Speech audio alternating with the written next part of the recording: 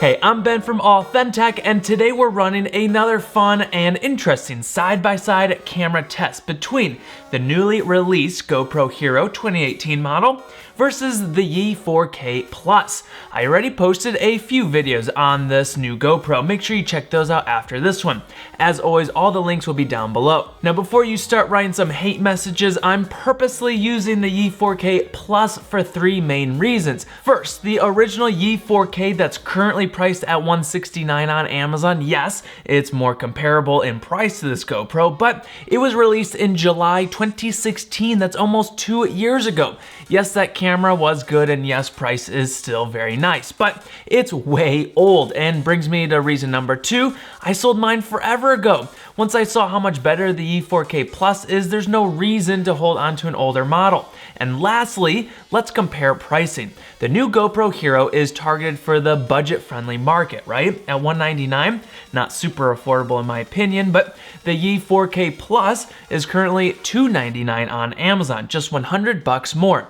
And if you think of it this way, the top of the line GoPro 6 Black is $399, so this Yi slides right in between the two. If you're already spending $200, is it maybe worth spending just another $100 more for more features and better specs?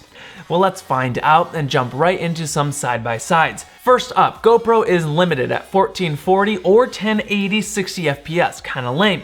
The Yi can not only record 60 FPS as well, but up to 4K resolution, very nice. A few things I noticed in the footage. Both cameras have a nice color balance to them. The Yi seems to maintain a bit more details in the highlights and shadows, especially in those high contrast scenes. Overall sharpness and clarity looks better on the Yi, but I guess that should be expected. It's recording at higher resolution. I do have to admit though, in a lot of these shots, the GoPro holds on pretty well for only 1080. Camera field of view looks a bit wider on the Yi when shooting 4K 60. However, we step down to 4K 30 with EIS turned on and it crops in a bit, and then the GoPro holds a wider angle. Another thing to notice on the lens, the GoPro has that fisheye-like curve to the edges where the Yi maintains straight verticals. I personally don't like the curved edges and would rather take the Yi on this one. A fisheye curve always makes your shots look like it was shot on an action camera, which, okay, maybe sometimes you want that, but for me personally, rectilinear makes it look much more cinematic and professional. When we compare some photos, really interesting results here. The GoPro shoots 10 megapixel photos, the Yi shoots 12 megapixels. Colors, white balance, dynamic range, they all look pretty similar and both are very nice. Even sharpness and clarity is pretty close tie.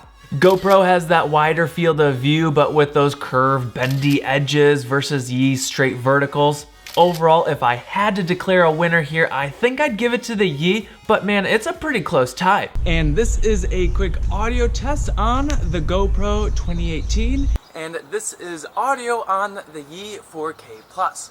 Audio test 1, 2, 3, 4, let's live AuthenTech. Audio test 1, 2, 3, 4, let's live AuthenTech. For the audio test, they both actually sounded pretty good. I'd say the GoPro sounds a bit more clear with better lows, but both are nice and usable. This is a walking stabilization test.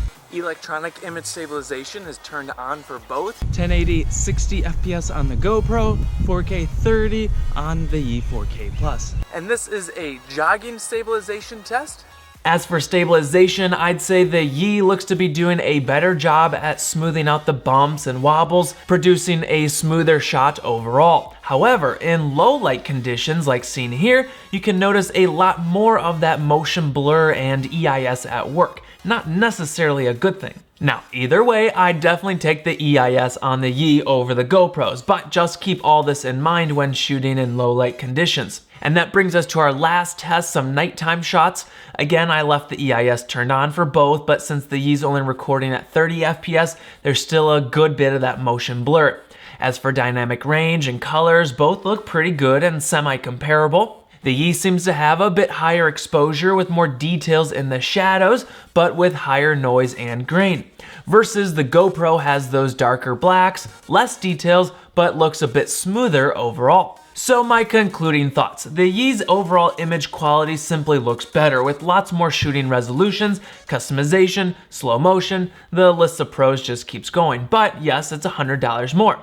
I'd say the GoPro does a decent job at holding on to a close second place in some of these tests, and yes, I very much like its built-in waterproof and durability. Yi really needs to implement this in their next future model. If it were me personally, I'd recommend spending a bit more money on a nicer action camera like the Yi 4K Plus or even the GoPro 6 Black, since you're already spending $200. If, however, the $200 price tag is already pushing your budget, then by all means go check out way more affordable options out there, like the Yi Discovery camera I previously compared it to, which is only $60 by the way. Check out all the links down below.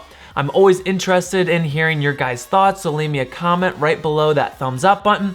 No sponsorship of any kind is in this video. I purchased both cameras myself. Now, if you're new around here, hit subscribe and ring the bell to stay up to date on all my future tech videos. Until next time, let's live AuthenTech.